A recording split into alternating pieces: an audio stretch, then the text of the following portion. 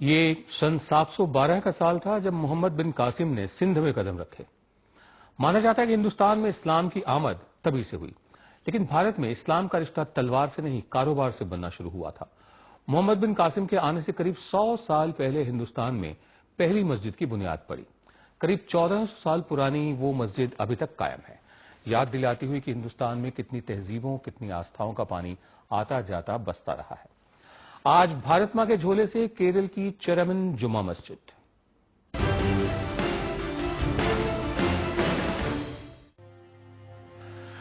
केरल के त्रिशूर जिले के मिठाला शहर की यह मस्जिद कोई मामूली मस्जिद नहीं है। माना जाता है कि यह हिंदुस्तान की सबसे पुरानी मस्जिद है। इस चेरामन जुमा मस्जिद को 629 ईस्वी में बनाया गया, यानी हजरत मोहम्मद के गुजरने से 3 बरस पहले।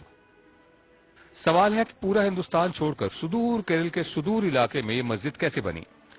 बाकी मस्जिदें तो लाहौर और दिल्ली और फैजाबाद जैसे उत्तर भारत के शहरों में दिखती हैं। दक्षिण भारत में लगता है कि हैदराबाद के आगे आंध्रा, केरल और तमिलनाडु बस मंदिरों के इलाके हैं। इस सवाल का जवाब हमें इतिहास में उतरने से मिलता है। दरअसल अरबों और हिंदुस्तानियों के बीच कारोबार का रिश्ता सदियों पुराना रहा। अरब के कारोबारी इधर के मालाबार इलाके में आकर व्यापार करते थे, जो दक्षिण एशिया और दक्षिण पूर्व एशिया के बंदरगाहों को जोड़ने का काम करता था। इस्लाम के आने के बाद इसी रिश्ते ने पहली मस्जिद की बुनियाद रखी।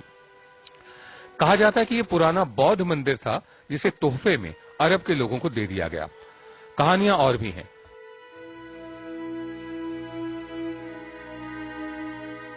बताया यह भी जाता है कि उस दौर में चेरा राजा राम वर्मा कुलशेखर पहले राजा थे जिन्होंने इस्लाम अपनाया। बाद में चेरा राजा चेरामन पेरुमल मक्का तक गए और उन्होंने वहां कुछ लोगों से कहा कि वो आकर उनके राज्य में इस्लाम का प्रचार करें। उन्हीं के कहने पर मलिक बिन दीनार और मलिक बिन हबीब भारत आए। कहते हैं मलिक बिन दीनार ने ही ये मस्जिद बनवाई। हालांकि इसके शिल्प पर हिंदू मंदिरों की भी छाप है। सबसे खास बात यह है कि यहाँ हजारों साल से एक दिया है जिसमें कभी सभी धर्मों के लोग तेल डालते रहे, और केरल में ये इकलौती मस्जिद है जिसमें सभी मजहबों के लोग आ जा सकते हैं।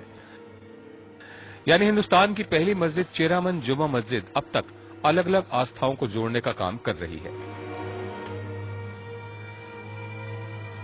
The NDTV News app had